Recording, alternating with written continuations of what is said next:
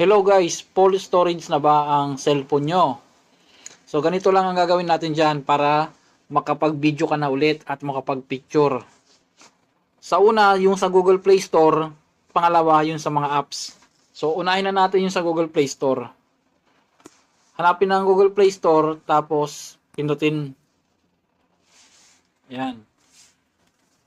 So hanapin nyo yung mga application na naka-download dito, na nandyan sa cellphone ninyo. Halimbawa, Facebook. Yan. Pindutin ang Facebook. Nakikita nyo tong tatlong tuldok sa gilid na kanan. Pindutin yan. Nakalagay dyan, enable auto update. Dapat yan, hindi naka auto update. Kaya pindutin nyo yung may tuldok, square na may tuldok, para mawala yung auto update nya. Check natin. O, ayan, wala na, di ba?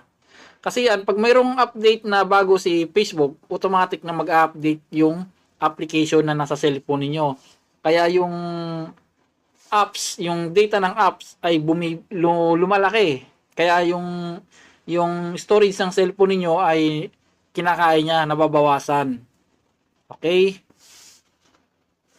Tapos ano pa ba? Messenger.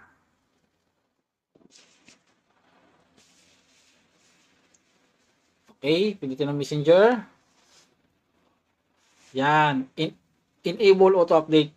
So ito guys, hindi naman siya naka-update yung sa akin. Sinadya ko siyang enable auto update ulit. Kasi in-enable ko na to eh. Ngayon, inano ko siya, inactivate ko siya ulit. So hindi na natin siya activate yung auto update na yan. Okay, wala na ha.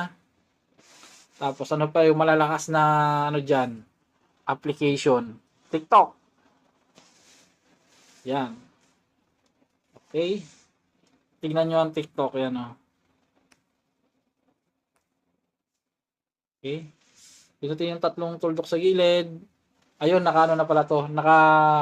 Hindi siya naka-auto update. So, dapat lahat ng apps na nandyan sa cellphone ninyo na nada-download ninyo sa Google Play Store, tignan ninyo sa Google Play Store at i-disable nyo yung auto update. Okay? So, yun guys, samayan na naman tayo sa application tayo sa cellphone. Pindutin ang settings guys. Yan. Tapos hanapin nyo yung apps for apps management. Kung ano yun nandyan sa inyo. Okay.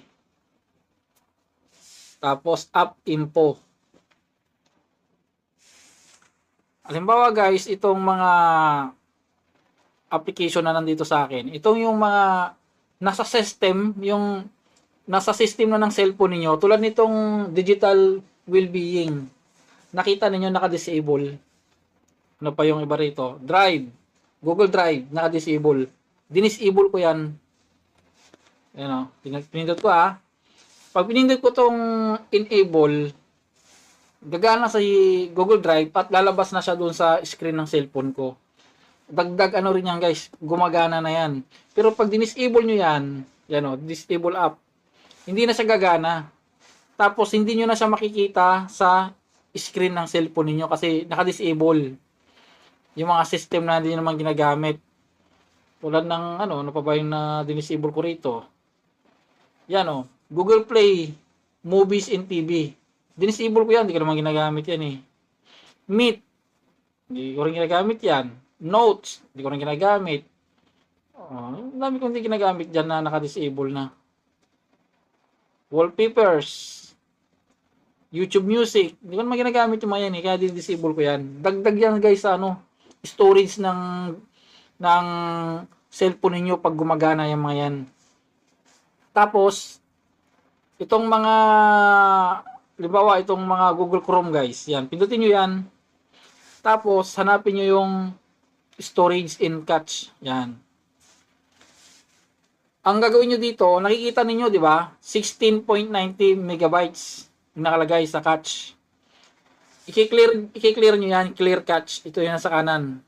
Nakita ninyo, naging 0 bytes. Di ba? Huwag yung clear storage. Huwag nyo pipindutin yung clear storage. Kasi yung mga bookmarks na nakasave sa Google Chrome ninyo, mawawala siya. Halimbawa naman sa Facebook. Saan si Facebook? Ito si Facebook. Yan. storage in cache. Na-clear data ka na to kanina pala. Nag-test ako rito eh. So, ito. Nakalagay dyan, 393 kilobytes. Pag clear cache ko yan, magiging 0 na siya. Pero pag clear storage ang pinindot ko guys, malalag out yung account ninyo sa Facebook, lalo na pag hindi nyo nakabisado yung password. Kaya wag nyo i-clear storage. Pag sa gallery naman, mabubura yung mga picture ninyo. Kaya ang gagalawin nyo lang dyan ay clear cache. Okay? Lahat ng apps na nasa cellphone nyo, i-clear cache ninyo. Ha? Tapos tingnan nyo yung storage nyo, ang laki na nabawas. At makakapag-picture ka na at makakapag-video. So, yun lang guys. Thank you.